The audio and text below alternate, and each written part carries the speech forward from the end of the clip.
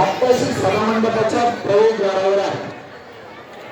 म्हणजे अतिशय प्रामाणिकपणे ही सर्व मंडळी या ठिकाणी प्रसाद वंदनाचा लाभ घेतला आहे आणि त्याच पद्धतीने तिथे त्या राजाच्या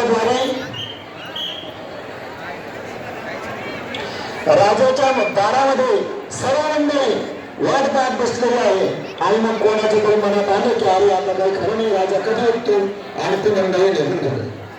या घटनेचं वर्णन करत असताना स्वामी म्हणतात की जो अशा प्रकारे उपभोगायला जाईल, जो उपभोग वाट बघून निघून जातो तो तयार लाभार्थी चुकेल. थोड्या वेळाने तो राजा उठतो, छानपैकी आंघोळ करतो, देवपूजा करतो आणि आपल्या अंगणामध्ये येतो. आलेल्या मंडळीला भरभरून दान देतो. मंडळी ज्या मंडळींना तो दान मिळावती भरून पावलेल्या दृष्टांत संपला. जो तो तर लाभाला चुकलेला आहे. दृष्टांत संपला. स्वामी श्री चक्रवर्ती महाराज या दृष्टांतामध्ये आपल्याला हे सांगतात की जो वाट पाहत बसलेला आहे त्याला तो लाभ झालेला आहे.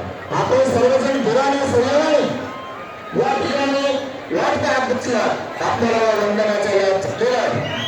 आणि ज्या प्रमाणे आपण ओळीमध्ये थकून प्रसाद वंदनाचा लाभ घेतलेला आहे, हा लाभ आपला चुकलेला नाही.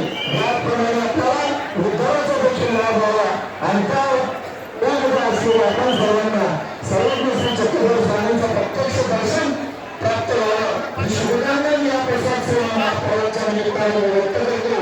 सगळ्यापासून सुमारे 25,000 या ठिकाणी प्रसाद वंदन करून घ्यायचं मी याची व्यक्तीकडे बसून बघितलेलं आहे.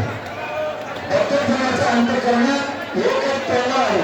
या नाशिक जिल्ह्यातील प्रत्येक फळाचे वंदन जे आदरणीय या नाशिककरांनी आम्हाला व्यक्त करून दिलं ते मला झालं पाहिजे. आणि गोटीची मंडळी आहे, उद्या गोटीला जायचं आहे पण आता 12 वाजेपर्यंत मंडळी इथे जाऊन आहे. उद्या गोटीला जायचं आहे तर रात्री 10 वाजेपर्यंत मंडळी आहे आणि हे सर्व वंदन करून जाण्याचा निश्चय घेतलेला आहे.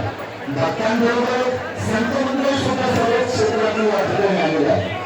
आणि भक्त मंडळी काही आपल्या दुर्गांना सुद्धा येणार त्यास ऑलरेडी जवळ असल्यामुळे या ठिकाणी येऊ शकलेलं आहे. तर संत मंडळी सुद्धा आदरणीय आचार्य बाबाजी, त्याप्रमाणे विजापूरकर बाबाजी, त्याप्रमाणे अनेक आदरणीय मंत्री नांदेडकर बाबाजी असतील, परभणीहून आलेले भीमगावहून आलेले आदरणीय मंत्री जायवळ बाबा असतील, आदरणीय मंत्री त्याप्रमाणे जावेश्री जावेश्वर